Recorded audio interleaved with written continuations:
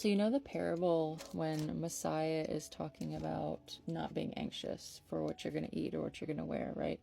All the nations seek these things. The Father knows that you need them all. Talking about the sparrows and the flowers and all the things.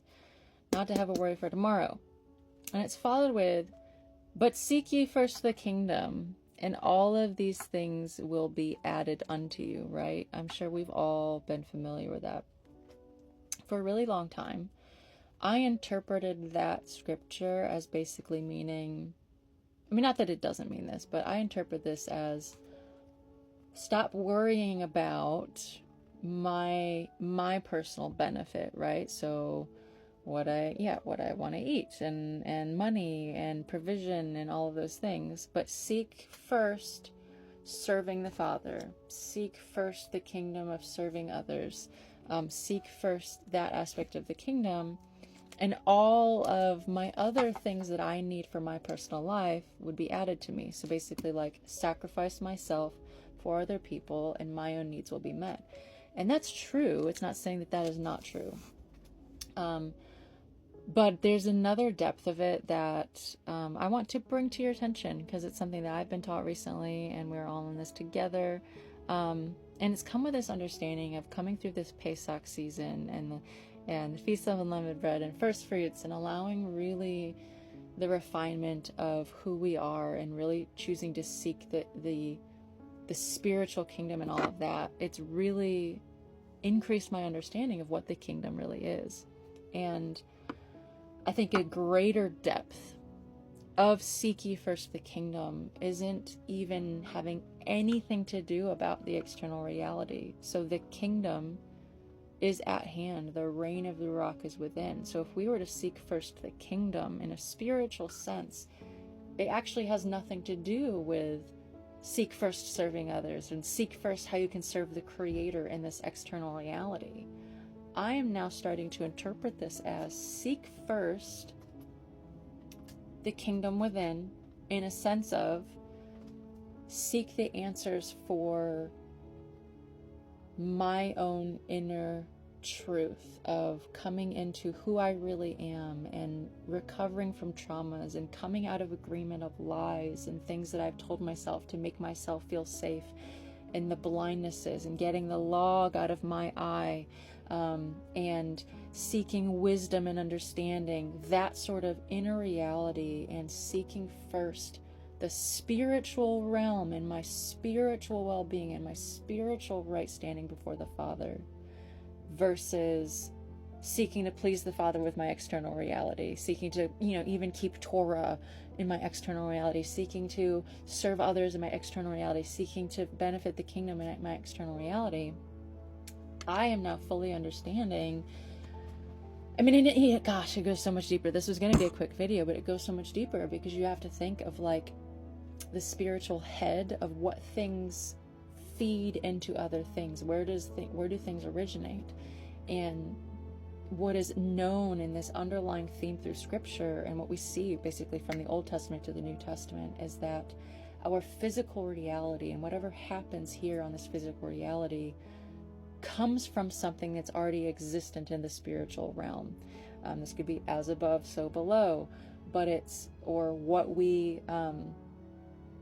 loose on heaven will be loosed on earth, or I think that, anyway, the point is, what exists in this physical reality but must first come in the spirit. We see that in the temple, when Moshe was receiving the instructions for the temple, the tabernacle, for the Ark of the Covenant. Everything on earth exists in the heavens first. We have Zion and the building of the physical city and the gates and all of that first exists in the spiritual realm, right? So we have this sort of dimension stacked on one another, and this upper dimension controls the lower dimension. There's nothing in this lower dimension that can move unless it's first being moved in this upper dimension. Like, and I've used this reference before, a hand, I guess you can kind of see it, a hand casting a shadow, right? You can kind of see it. They're connected, right? The shadow isn't my hand, but the shadow is directly connected, and it can't move without my hand moving. It's just the lower dimension, right? I can see 3-dimensional here. The shadow is just 2-dimensional.